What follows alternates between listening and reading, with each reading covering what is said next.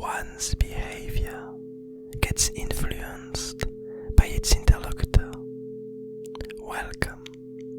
Today's doodle was based on the word illusion, and for this peculiar one, we come back to a character that we've seen a few times already, which is the beast.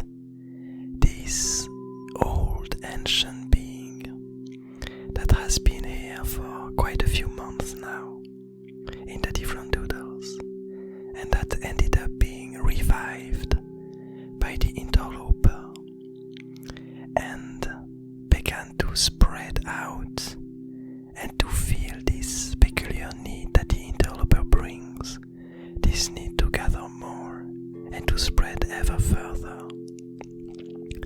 And one of the main pathways that led me to bring back, that led me to use this character for today's doodle, was the pathway called the error handler, which states that environments get rid of divergent entities. And as soon as I read this, it brought me back to the last time that we saw the beast, in which it basically encountered one of these plant colony masks, one of the masks made by the plant colonies, which was foolish enough to try to touch the beast and understand it. But as soon as the beast touched it, this masked creature began to be engulfed in these intriguing flames, this webby flame that the beast spreaded through its body, and the colony itself cut the link it had with this peculiar mask, and the whole network probably gathered information that the beast corrupted one of their own, and so they decided to cut themselves away from it, leaving it to its fate. And so that's kind of what I perceived from this pathway, which once again states that environments get rid of divergent entities. Basically, this masked creature entered the environment of the beast, and due to its different point of view and due to the beast's need to spread, it ended up getting rid of this entity, absorbing it, turning it into energy for itself. The second pathway that was used for this doodle was called the lone prophet, and it states that one's journey carves others' path. And so here it's kind of an obvious link to the beast, in the sense that wherever the beast goes, it changes its environments. It's such a powerful being, a powerful creature. It has such a will to absorb and to gather more, that whichever environment it enters, everything that lives inside of it gets modified by the presence of the beast. And so every goal, every journey that the entities had inside of this environment become bended by the beast and by its appearance. And finally, the last pathway for today's doodle is called the fleeting purpose, and it states that one's direction gets altered by time.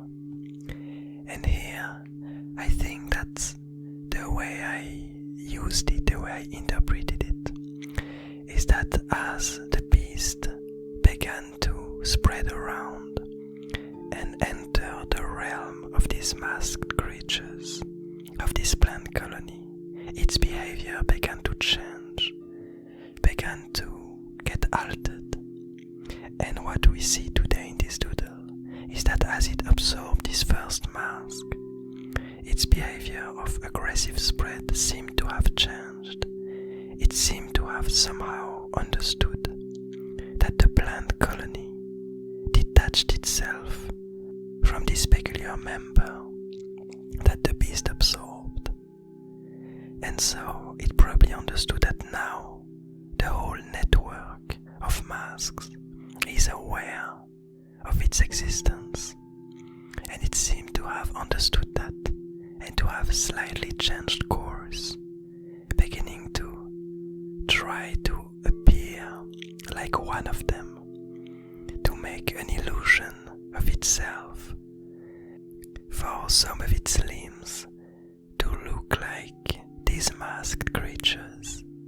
And as it seems in this peculiar doodle, the illusion seems to work so far, as this tiny plant creature is seemingly trying to communicate with the illusion that the beast is creating. We are still a bit unsure about how much of an agency the interloper has in these decisions, and in the comprehension and the understanding that the beast has of its environment. Because it's not unlikely that the beast might have never encountered these masked creatures and might be unaware of this gigantic network that exists between them, while the interloper is for sure aware of this fact. So it might be that the interloper might share some informations with the beast, discreetly whispering into its ears, adding some information to its psyche, to its brain, helping it achieve its goals, to spread ever more and to absorb the abyss garden piece by piece. And I find it quite interesting to question what the goal of the interloper is, and we still have no idea of where it comes from and what led to its existence. There had been a theory about it at one time when my partner and I discussed it in one of the previous doodles. The theory that she gave was that maybe the interloper came from a special event in which a creature would be doomed to cease existing, but its will to survive, its will to stay alive, and other unknown factors at the time would have led it to keep existing, but as this utter emptiness, meaning that its body would have been gone, its whole self would have disappeared, but its will would have stayed and would have continued to spread because of its intensity and because of other factors that we haven't yet encountered, we haven't yet deduced. It might be that once again the seedling king, the alchemist, might have something to do with it, but I wouldn't be so sure about that. It does seem like the way the interloper behaves and the way it exists, it doesn't necessarily look like the result of one of the alchemist's experiments. It seems to be something else that we still have not many clues about. But anyway, I'm getting quite curious about it. I guess we'll see in the future. But in the meantime, I hope you're enjoying this doodle. I hope you are enjoying the explanation behind it, the lore that's slowly emerging from it. I hope you're having a nice day, a nice evening, a nice morning, and I'll see you